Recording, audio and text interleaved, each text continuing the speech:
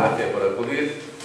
Esta es la última ponencia del ciclo que intitulamos Perspectiva y experiencia en el arte, la escena actual. Un ciclo con el que hemos contado con Fernando Castro Flores, como saben todos, teórico de arte, crítico. Después hemos contado con Manuel Fontán del Junco, director del Museo de Exposiciones de la Fundación Juan March.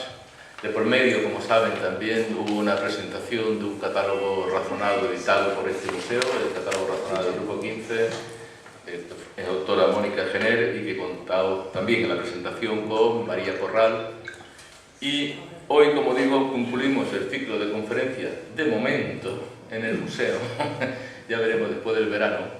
En verano no haremos conferencias, seguiremos con los conciertos, eso sí, con los ciclos de conciertos y con las exposiciones, lógicamente. La próxima exposición se va a celebrar el Día Internacional de los Museos, el 18 de mayo, con una exposición de Manuel Viola, tanto de toda la obra gráfica como de una gran selección de sus pinturas. Las pinturas más conocidas estarán en esta casa. Bien, bueno, presentar a José Guirao es hacer un resumen maratoniano de su biografía, porque realmente ha hecho muchas cosas.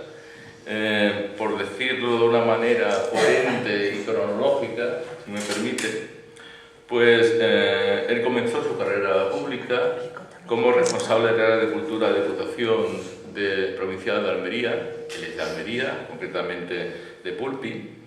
Después pasó a Sevilla como director general de Bienes Culturales de la Junta de Andalucía en el año 88-93. Fueron años decisivos también porque a él le correspondió desarrollar proyectos como el Plan General de Bienes Culturales de Andalucía. Este plan general es la Ley 1/91, que algunos que están aquí reunidos hoy sí conocen por el tema de patrimonio histórico, ¿verdad? El proyecto del Centro Andaluz de Arte Contemporáneo y la creación del Instituto Andaluz del Patrimonio Histórico.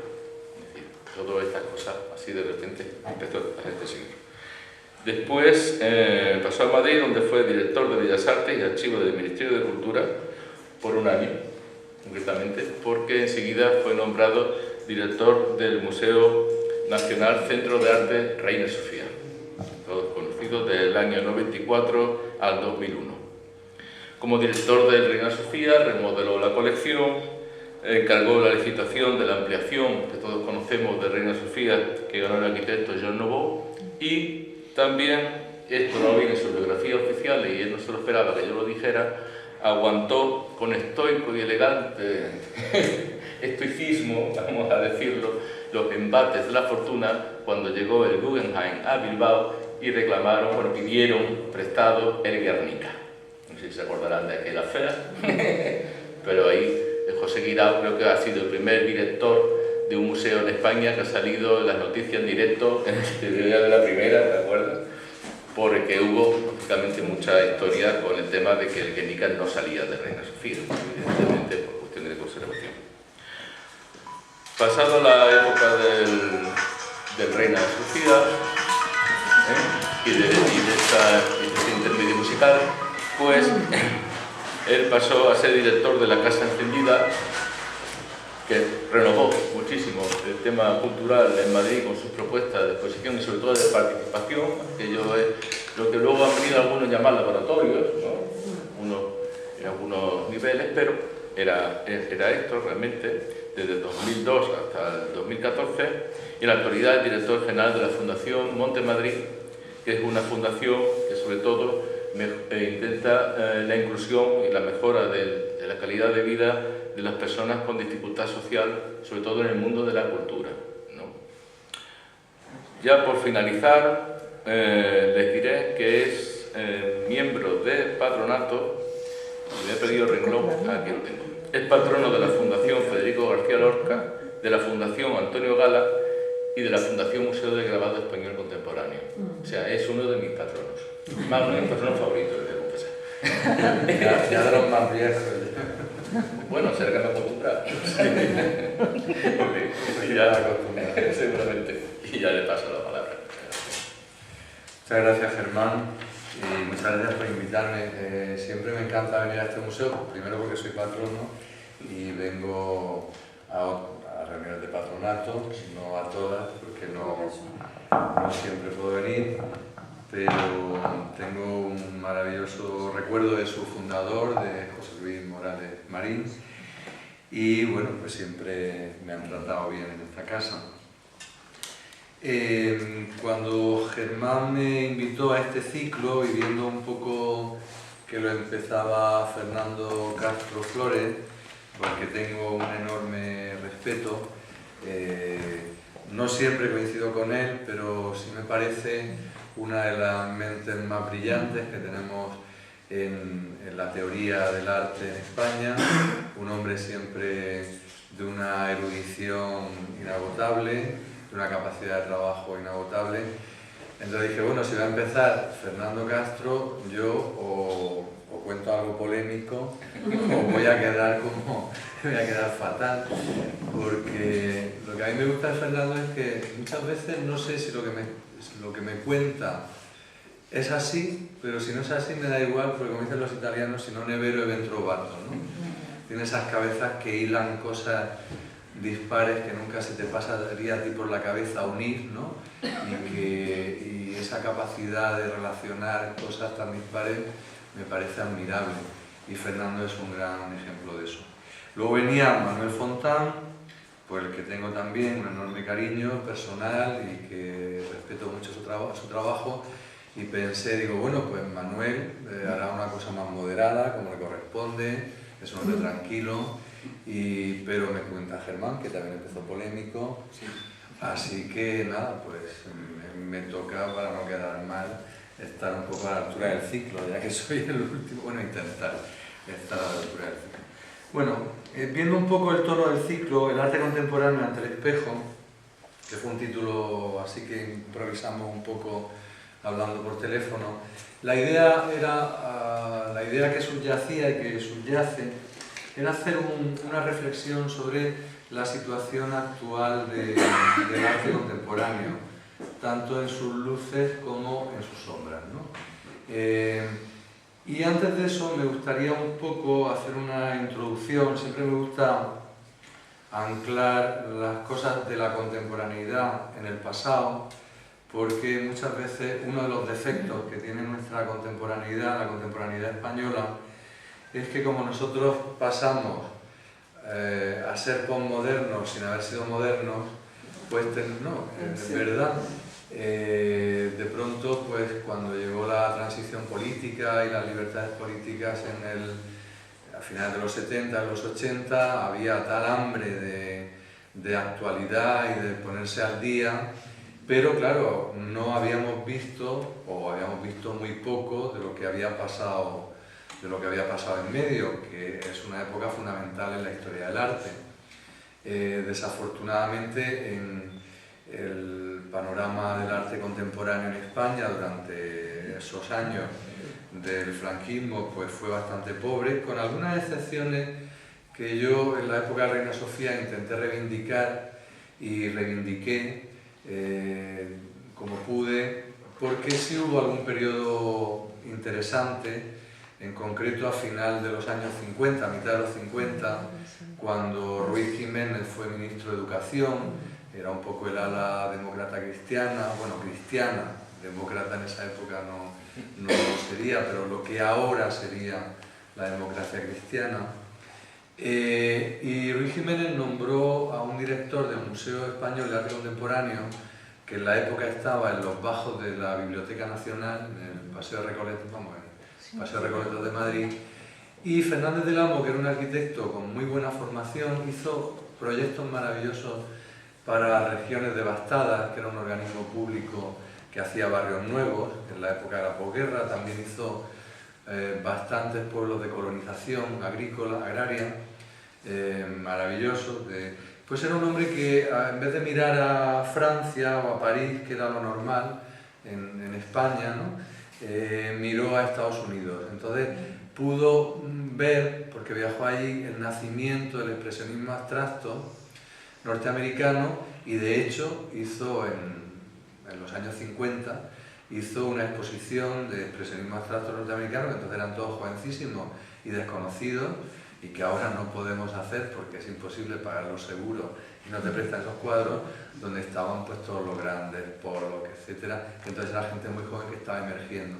Entonces José Luis sí hizo un programa de exposiciones bastante radical y moderno para la época, y luego hizo un proyecto para un nuevo museo de arte contemporáneo que a los estudiosos, si tenéis interés, os recomiendo. Le hicimos una exposición a José Luis, estando yo director del Reina, que por desgracia él no pudo inaugurar porque estuvimos preparándola con él, pero se murió así de pronto unos meses antes de la inauguración, y pudimos exponer todo su archivo, porque él había hecho una especie de proyecto memorándum para el nuevo Museo Español de Arte Contemporáneo que querían hacer, que me parece que es del año 56-57, que luego exactamente el Pompidou, el Centro Pompidou que se inaugura en el 77, era eso. Él incluía la danza, la música, la arquitectura, tenía una visión abierta de lo que era un museo, del público, de la pedagogía. Y ese memorándum, que tiene unas 20 páginas, lo editamos, y realmente, pues si tenéis curiosidad, los más estudiosos del arte contemporáneo, está en la Biblioteca de Reina Sofía, no sé si lo tendrán colgado en la web o no me he fijado, pero que es un ejemplo de proyecto de museo que se adelanta 20 años a la modernidad europea, ¿no? Pero bueno, salvo estas excepciones, pues nos perdimos toda la modernidad, ¿no? Entonces, claro, es muy difícil ser posmoderno si no has sido moderno, ¿no? Hay una base que te falta, hay un conocimiento y sobre todo hay una falta de tradición.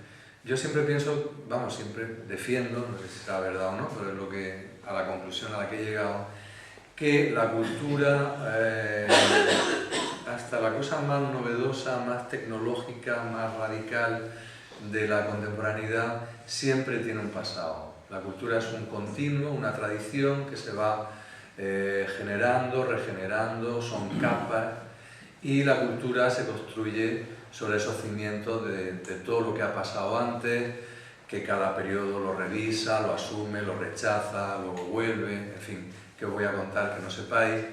Pero, y en la Casa Encendida, precisamente, una de las líneas de programación, la Casa Encendida, cuando la inauguramos en el año 2002, lo que pretendía ser era un lugar que no existía en Madrid, que era para una nueva generación, que demandaba unas cosas que la oferta cultural de la ciudad no le daba, ¿no?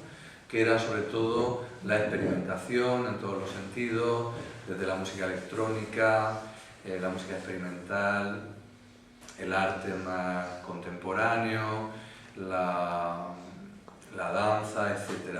Pero a esa generación a la que nos dirigíamos, entre 20 y 30 años, había que contarles que eso que les parecía tan moderno, tan radical, tan nuevo y tan que había nacido por la mañana, y ellos lo habían visto nacer, tenía un pasado, ¿no?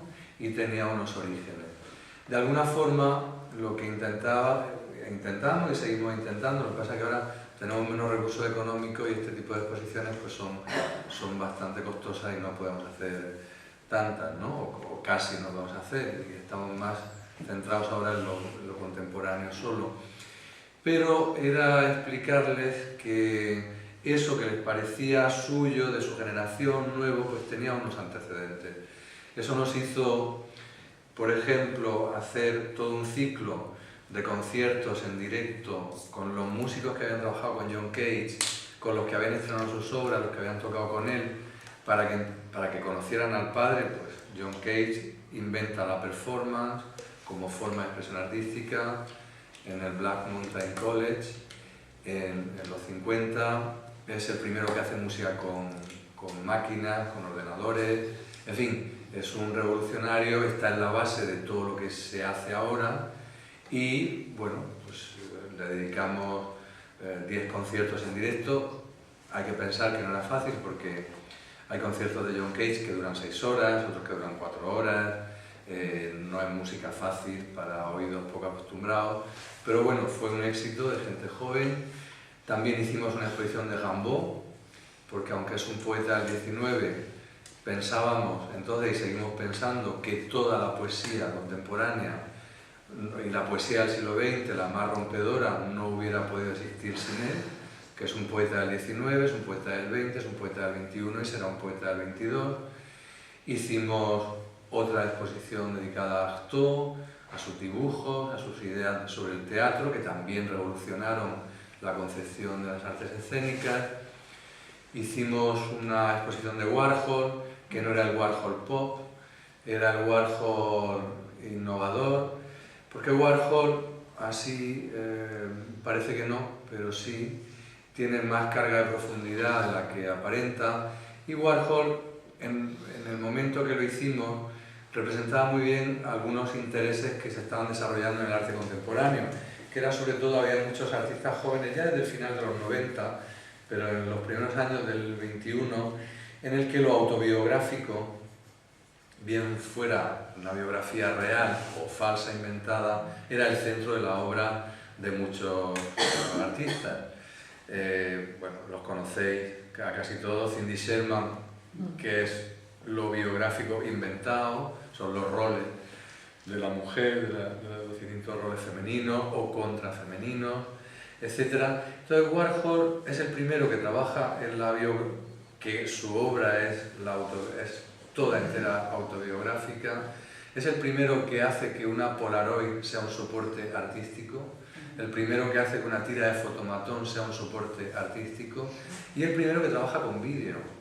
Los screen test de Warhol, que duraban lo que duraban las cintas primitivas de vídeo, que eran entre 4 minutos y medio y 5, él las ponía en la cámara, ponía al personaje delante de la cámara, enchufaba la cámara y se iba. Le decía lo que quieras sin moverte del encuadre, ¿no? Y son documentos excepcionales porque ahí está toda la modernidad neoyorquina de los 60, 70, etcétera, los personajes, y es realmente impresionante ver la tensión que produce una cámara quieta delante de alguien durante solo 5 minutos, sin tener nada que hacer, ni un diálogo que contar, ni una historia que contar, sino ahí, ¿no? Bueno, Warhol, reivindicamos ese Warhol precursor de muchos temas que ahora están en actualidad y alejado de la imagen clásica, icónica del artista pop, que también lo es y que también su arte pop está en esa línea, pero bueno, nos centramos más en eso. Hoy hicimos una, y eso sí ya tiene que ver, y ya entro un poco en materia, hicimos una exposición que se llamó La Caballería Roja, que era siempre, a mí es una cosa que me ha dado siempre mucha pereza, mucha rabia, porque siempre se nos ha presentado desde la historiografía del arte a la vanguardia rusa como un movimiento que aparece justo antes de la Revolución Rusa, que cuando aparece la Revolución se coge de la mano de la Revolución y parece que la vanguardia y la Revolución Rusa se cogen de la mano y van a ver un nuevo amanecer, ¿no? De un nuevo mundo.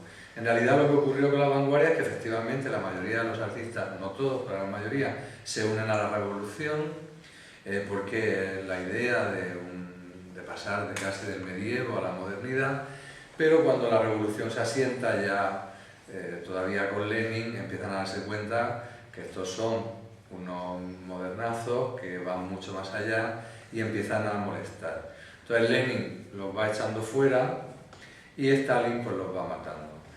Entonces, sí queríamos contar la historia de ese desencuentro que acabó con la generación artística más brillante del siglo XX. La revolución, la vanguardia rusa se ha escrito, se ha publicado, se ha visto, se ha investigado, pero sigue dando cosas, siguen siendo de una modernidad, de una actualidad y de una riqueza increíble, para mí comparable al Renacimiento italiano como momento de intensidad, como en un lugar, en muy pocos años, se concentra tanto talento y ese talento aflora. Y en realidad, además de contar un poco eso, lo que queríamos contar era una idea más general, es que entre el poder y la creación siempre hay fricciones. entre los verdaderos creadores, los creadores libres, y el poder, sea el poder que sea, puede ser un poder autoritario, puede ser un poder democrático, siempre hay fricciones. Y era un poco también abrirle los ojos a esta generación sobre esas contradicciones que existen, ¿no?, entre creación y cualquier elemento de poder. No tiene que ser un poder gubernamental, puede ser el poder del director de un museo, el poder de un concejal de cultura, ¿no?, para gestionar la actividad cultural en su municipio. Entonces, bueno, queremos hacer una reflexión, por supuesto, a favor de la creación y de los creadores sobre esas fricciones. Bueno, entonces, a mí me gustaría, y además estamos en la provincia de Málaga, y además es uno de mis artistas preferidos, empezar esta reflexión, el arte contemporáneo ante el espejo, hablando de Picasso. Y para hablar de Picasso, porque está a mano, brevemente, pues vamos a empezar hablando de Altamira, que también está ahí al lado.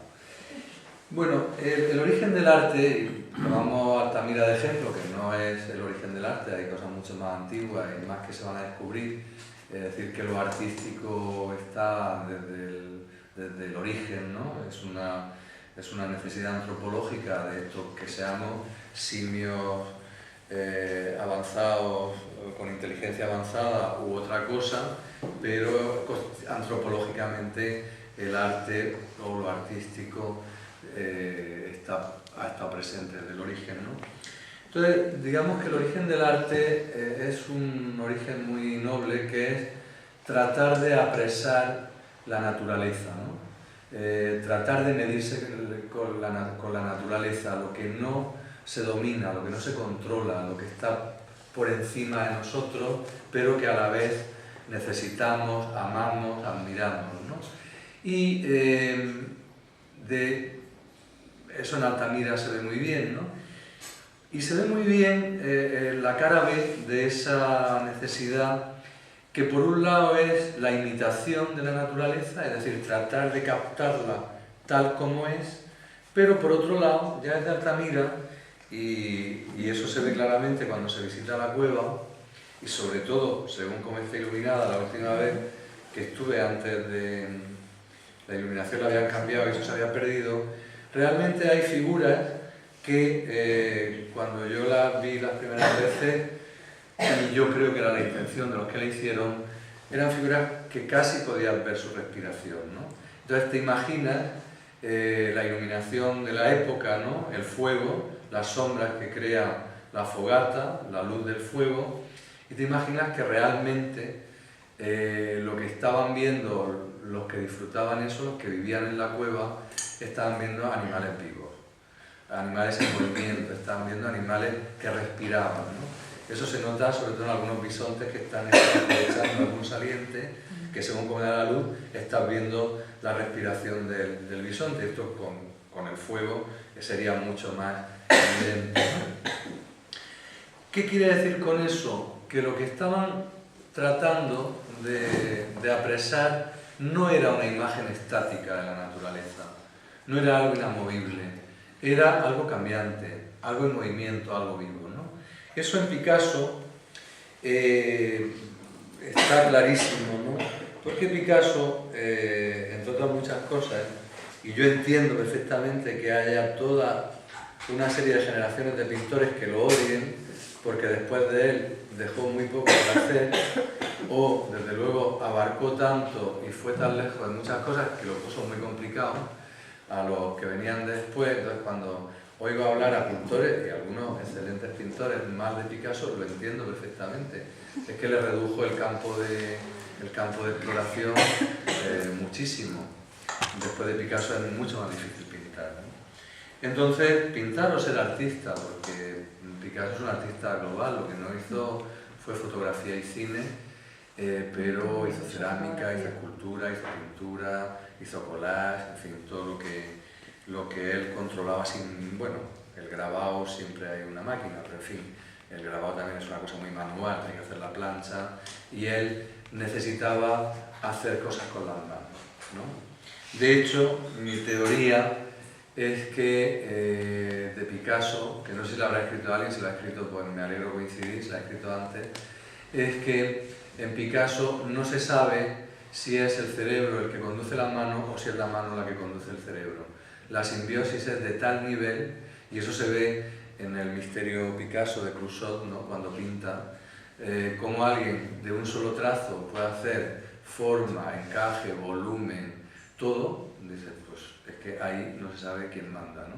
No se sabe si el cerebro está dirigiendo la mano, si la mano tiene ya tal inteligencia, tiene su cerebro propio y está al margen del cerebro, va sola y dirige ella al cerebro. Bueno, sobre Picasso, uno de sus críticos menos benévolos, aunque cariñoso, John Berger, al que tuve la ocasión de conocer y trabajar con él en la Casa Encendida, estuvo en una exposición que dedicamos a Juan Muñoz sobre las performances de Juan Muñoz, él actuando, porque él había actuado con Juan en su primera performance como un actor de teatro. Además, John Berger era como un actor de teatro inglés, de teatro clásico, tenía esa voz, esa entonación en escena, era impresionante, parecía que estaba viendo a Sir John Gielgud, ¿no? O a alguien de su raza. Berger, y lo leo en su libro Fama y Soledad de Picasso, que desde luego no es nada amable con Picasso, pero no tan desagradable o tan crítico como se ha dicho, ¿no? Tiene una parte cariñosa con él. Dice una cosa muy sabia, dice: Picasso no aceptaba la realidad visual como algo innato e inevitable.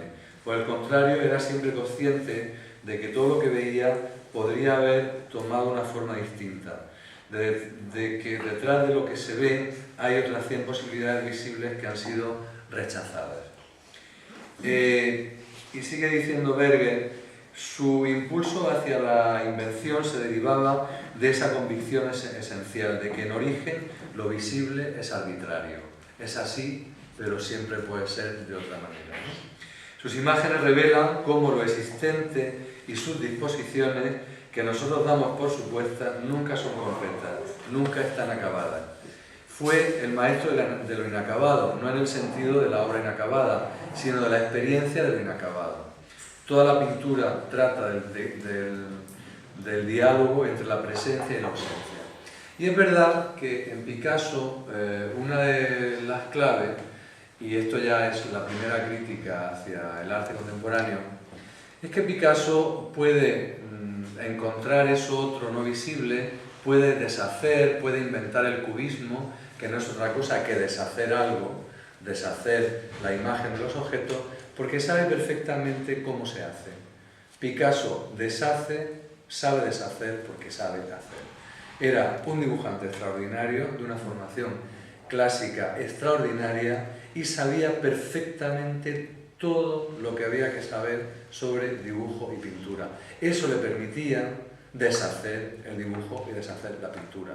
Y se ve cuando lo deshace que detrás sigue estando la estructura, la arquitectura del origen de lo que él ha hecho. Él hace otra arquitectura, descompone esa arquitectura, pero sigue habiendo la misma arquitectura poderosa del origen de su obra. Y sigue diciendo Berger, dice: el arte de Picasso, en su sentido más profundo, se sitúa en la frontera entre las dos, en el umbral de la existencia, de lo recién comenzado y de lo inacabado. Hay una anécdota fantástica de Picasso, que la conocerán porque se ha relatado mucho, pero que a mí me divierte recordarla, que es cuando le hace el retrato a Gertrude Stein, que además fue su primera mecenas, y la que sacó a Picasso, empezó a sacar a Picasso de la pobreza y lo puso en el circuito de los críticos y de los mecenas y artistas norteamericanos. Le hace el retrato y Gertrude Stein, cuando lo ve, se enfada mucho y le dice: pero Pablo, no se me parece en nada. Y le dice Picasso: no te preocupes, ya te parecerás tú a él. Y es así. Cuando ves las fotos de Gertrude Stein 15, 20 años después, cada vez se parecen más al retrato que le hace Picasso. Y en la edad adulta, ya madura, pocos años antes de morir, el retrato es clavo, ¿no? Entonces, realmente es ese territorio que me parece esencial en el arte. Es decir, el arte no habla solo o no expresa solo lo visible, sino que trata de expresar lo invisible. Lo que en literatura, pues San Juan de la Cruz dijo también con el no sé qué que quedan balbuciendo, algo que sabe que no termina de poder expresar, pero que está ahí, que no está a la vista, pero que lo percibe, etc. Entonces, Picasso realmente es el último gran artista hasta la fecha, no ha surgido otro, que se instala en ese territorio, que es el territorio de los grandes maestros.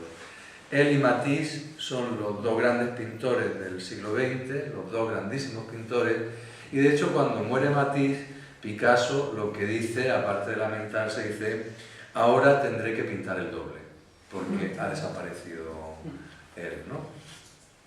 Entonces,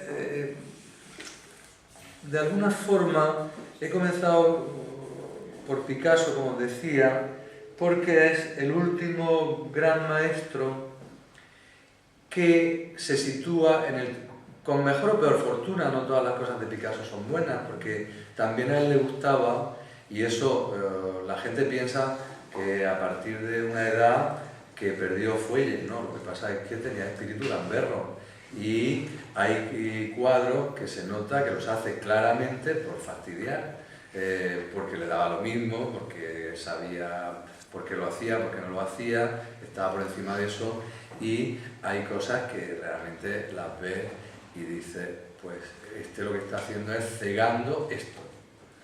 Hay aquí unos que están perdiendo el tiempo en esta línea, dices, vamos a cortar esto. Lo malo es que luego salían los imitadores, entonces no lo cegaba. Pero se nota en Picasso que hay obras que están para cortar cosas, para decir, oye, esa línea, ese camino del arte no tiene sentido, vamos a cortarlo y vamos a hacerlo y hacerlo para que se vea que por ahí no va la cosa, ¿no? Hasta ahí llegaba su capacidad.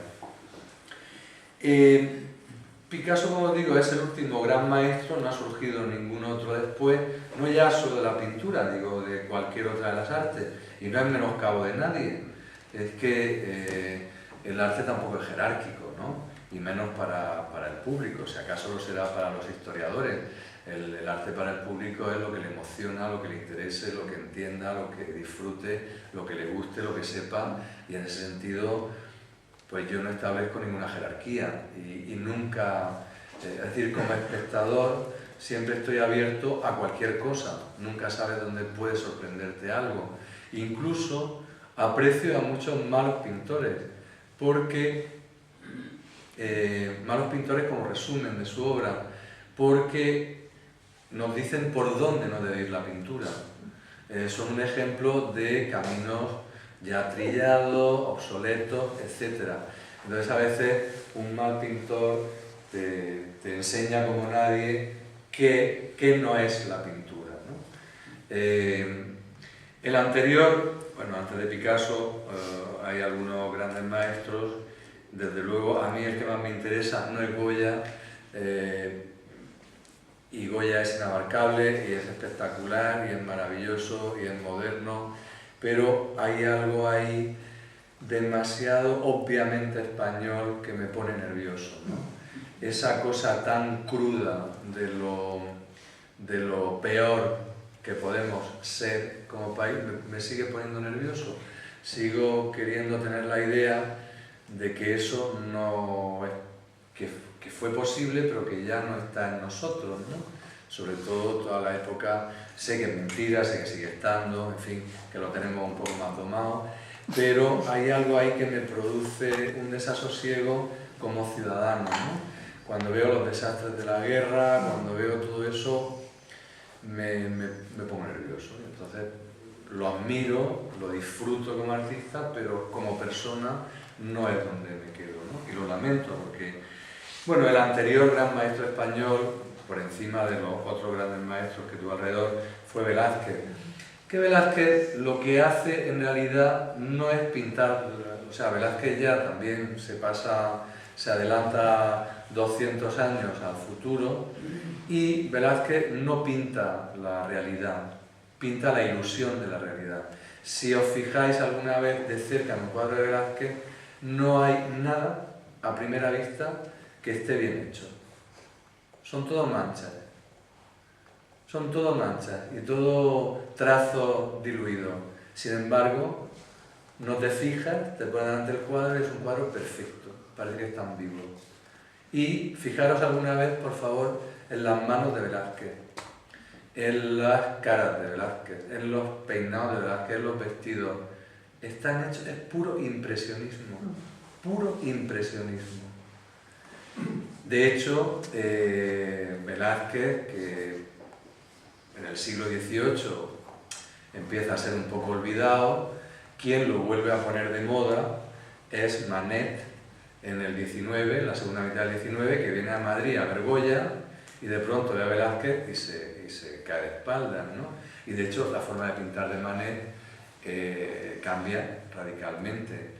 No solo porque coge algún tema español, como el torero muerto o tal, sino porque intenta pintar como Velázquez con la dificultad que eso tiene. Pero en cualquier caso no sale mal parado, porque sí entiende, no tiene la magia de Velázquez, pero sí entiende la esencia de Velázquez.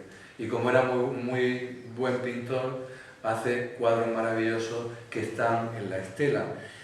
Y hay 3 cuadros que si alguna vez vais a Viena, o volvéis a ir a Viena, supongo que la mayoría habéis ido alguna vez, y si no ahí, aunque es una ciudad un poco aburrida, pero tiene 2 museos excepcionales, bueno, más de 2, pero el Museo de Bellas Artes, donde están los 3 retratos de la infanta Margarita.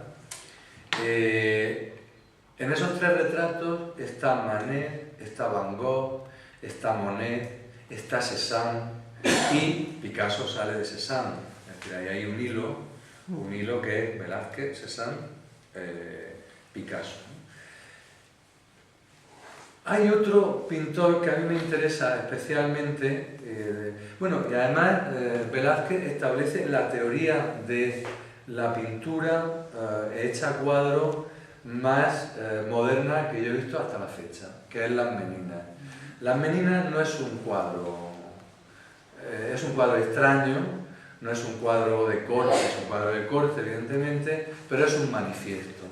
Es un manifiesto de 2 cosas, de lo que es la pintura para el espectador y de lo que es la pintura para el artista. Si os dais cuenta, ¿qué vemos en Las Meninas? Estamos viendo el estudio de Velázquez, él está pintando, el lienzo no lo vemos, con él están los niños, o sea, las niñas y el niño, el perro, la bufona, la marigárgola, digamos el mundo de la inocente, el mundo de la inocencia, el mundo de la infancia, el mundo de los animales, y sabemos que quien está contemplando la escena son los reyes a los que Picasso les está haciendo un retrato, Velázquez les está haciendo un retrato, y lo sabemos por el espejo que hay al fondo. Lo que se ve muy diluido al fondo es la imagen de los reyes, que se supone que son los que está pintando Velázquez. Pero, en realidad, yo cuando me pongo delante de Las Meninas, digo, ¿está pintando a los reyes o me está pintando a mí? Porque yo estoy en su campo de pintura. Es decir, que para mí la reflexión de Las Meninas es que el oficio de pintar, que la pintura, es una cosa siempre cambiante, por eso no vemos lo que está pintando. Vemos el lienzo de detrás, vemos la parte de atrás, no sabemos qué está pintando, suponemos que a los reyes, pero tampoco hay un retrato de los reyes juntos de Velázquez que conozcamos, los tenemos por separado, pero como pareja, yo, si lo hay, se me ha olvidado o no lo he visto, o lo he visto y se me ha olvidado. Entonces, en realidad, lo que está haciendo es una reflexión sobre el tiempo, sobre la pintura, sobre la creación y sobre el espectador al que se dirige, ¿no? Entonces a mí me hace ilusión cada vez que me pongo delante de Las Meninas pensar que a lo mejor hoy soy yo el que le interesa y me hace así en una esquina un bofetito, ¿no? Y a lo mejor en ese cuadro que no se ve, pues hay un dedo mío, o hay un pelo mío, o de alguien que ha pasado antes, algún amigo, alguna amiga, a los que aprecio, a lo mejor está ahí, ¿no? Por supuesto es una reflexión metafórica, pero... Y luego el otro gran pintor, que para mí es un pintor, o sea, para mí La Penera es un cuadro conceptual. Es un cuadro donde lo que prima es una reflexión sobre el oficio de pintar, sobre el tiempo y sobre el espectador de la pintura. Y el otro gran pintor conceptual es Vermeer. Vermeer, hay un cuadro, todos son maravillosos, pero hay un cuadro que me parece la bomba, y yo cada vez que he podido verlo, pocas veces, pero cuando lo veo en reproducciones, pues me entusiasma, que es el de la mujer que está leyendo la carta junto a la ventana. Los holandeses, que son los que dan un grandísimo paso en la historia de la pintura, porque hasta el momento en que aparecen los holandeses, de ese momento, lo que se pintaban eran cuadros de corte o pintura religiosa. No había pintura civil, por así decirlo, o estaba de fondo, ¿no?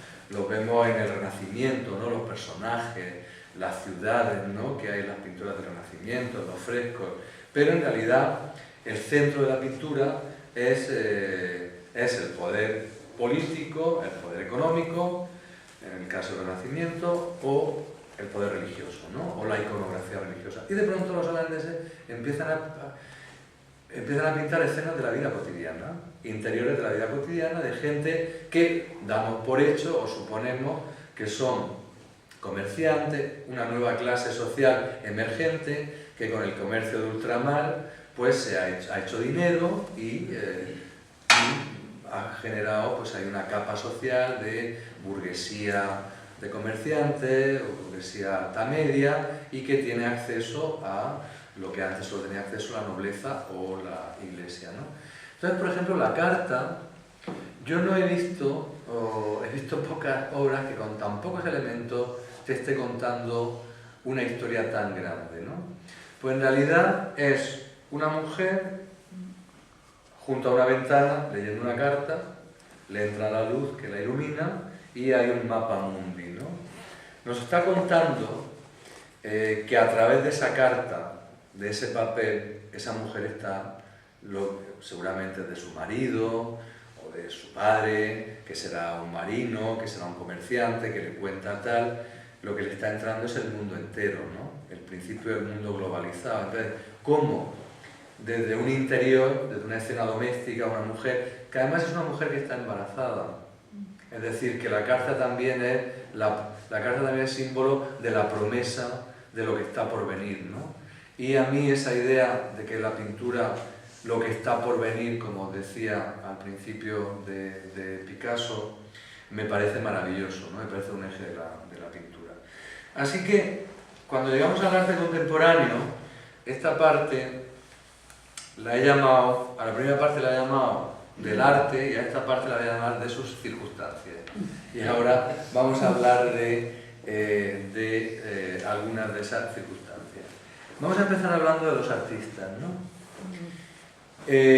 Para mí resulta muy difícil hablar mal de los artistas en general, en primer lugar porque los aprecio, pero voy a hacer una salvedad, no voy a hablar mal de los artistas, voy a hablar mal de gente que dice que es artista, pero que desde mi punto de vista siempre, humilde punto de vista y personal, que no tenéis por qué compartir, no son artistas.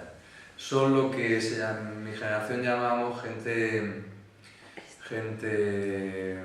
con inquietudes y lo que un amigo ya fallecido llamaba gente inquieta, ¿no?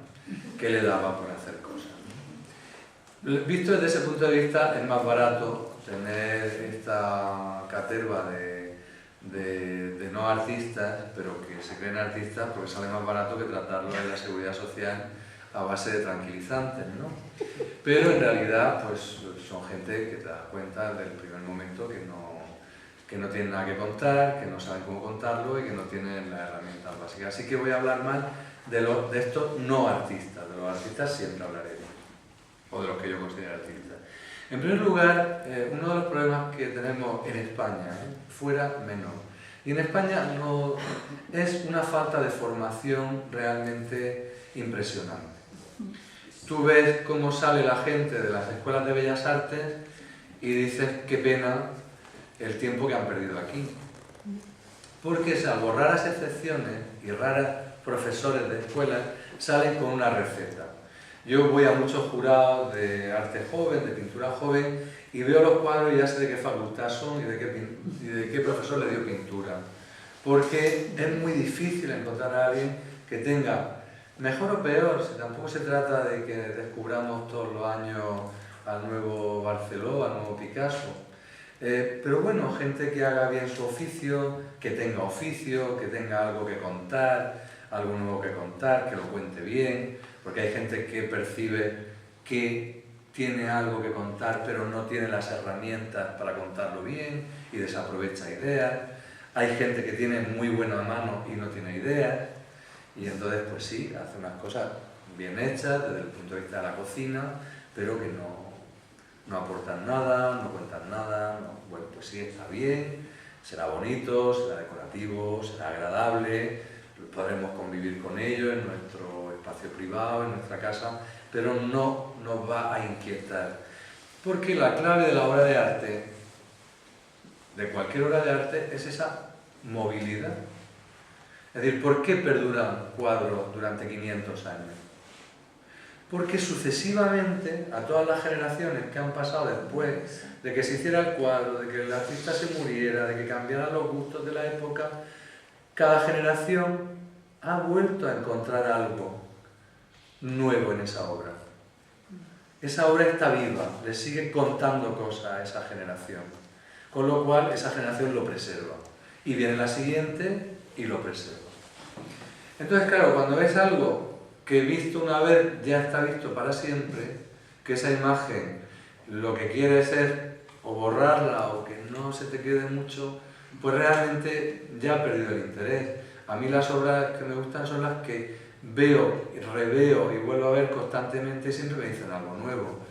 Yo una cosa que hago cuando tengo tiempo es irme al Prado, que es donde se aprende pintura.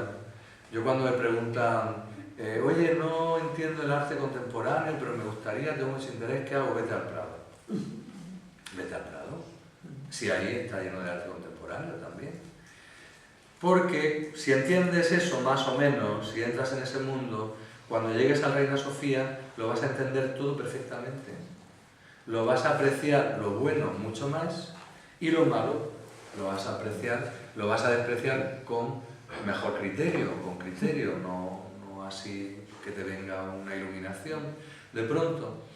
Entonces, bueno, yo más que ver cosas nuevas, cada vez dedico más tiempo a volver a ver cosas que ya he visto, porque cada vez me dicen cosas nuevas.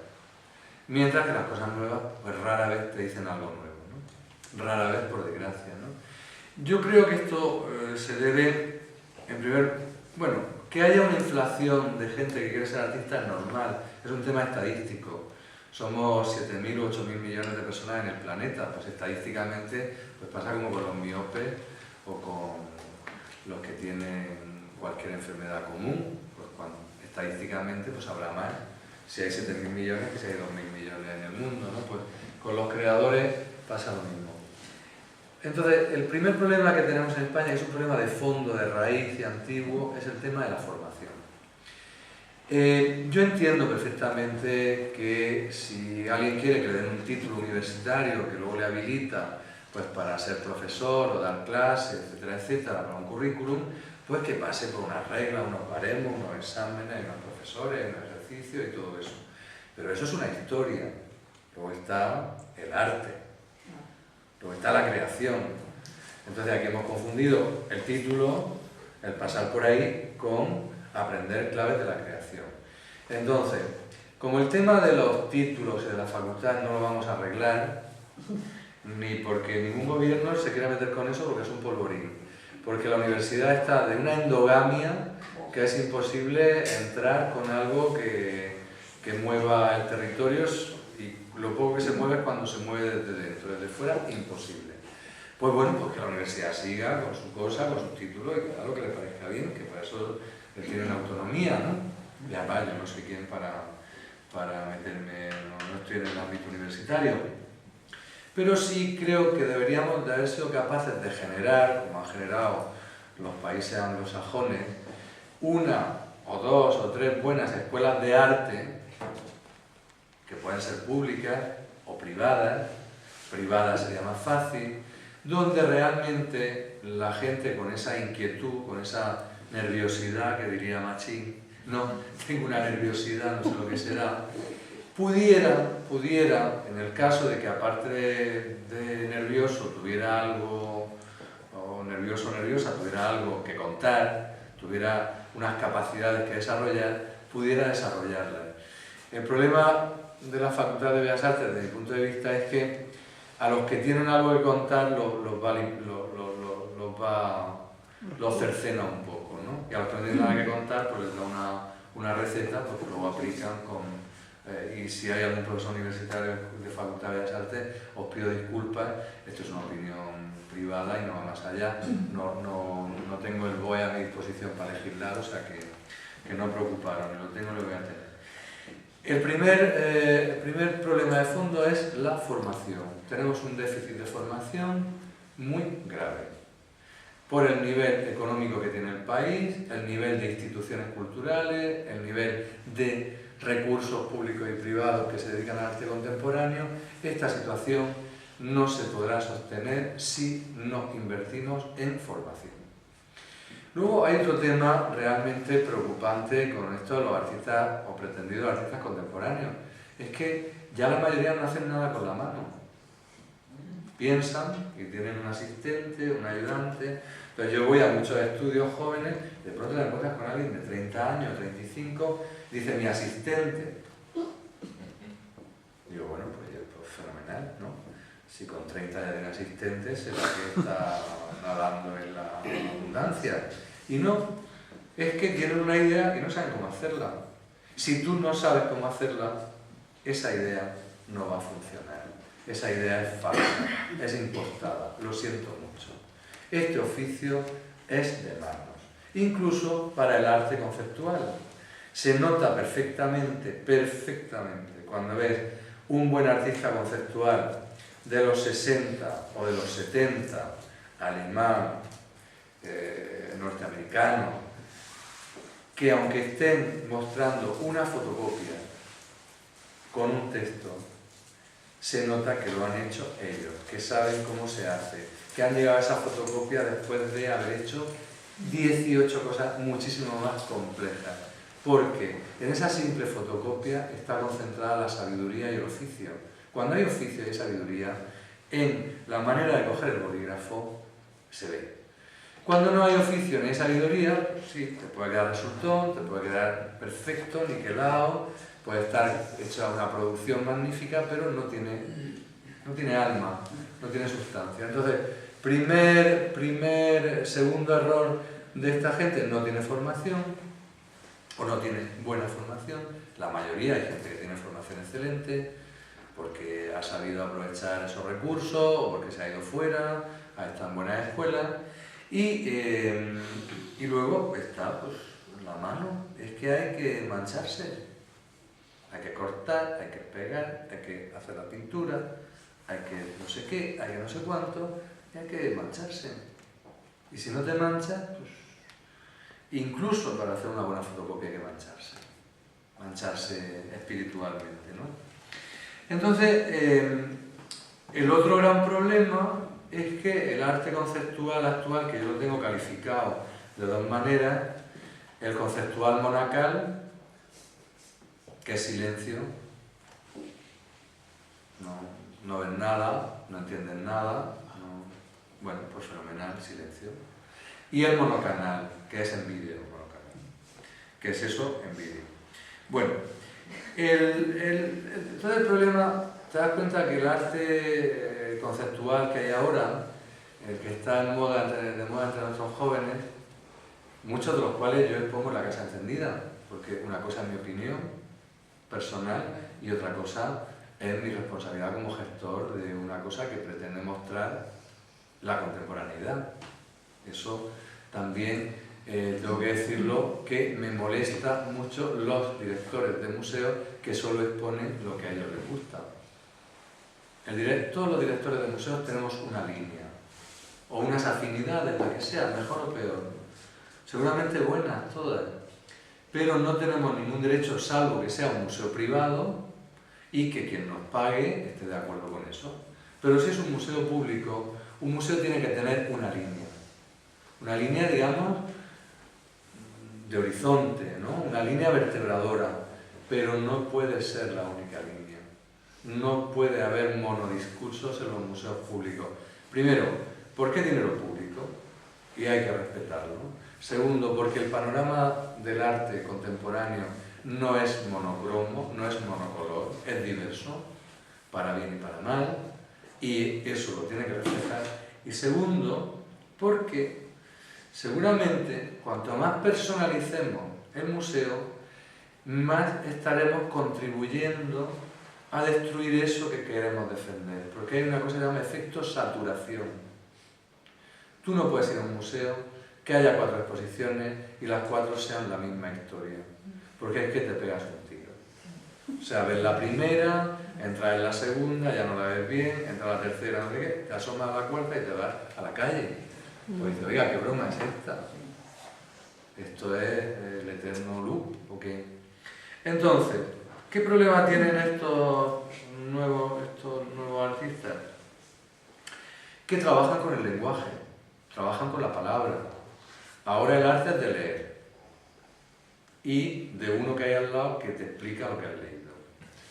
¿Y por qué necesitamos de la mediación? Que es una palabra que mis colegas de los museos, nosotros tenemos una asociación, ADACE, la Asociación de Directores de Arte Contemporáneo de España, donde estamos todos los museos de España, la gran mayoría, los importantes, los de primera, primerísima, los de segunda, los medianos y tal.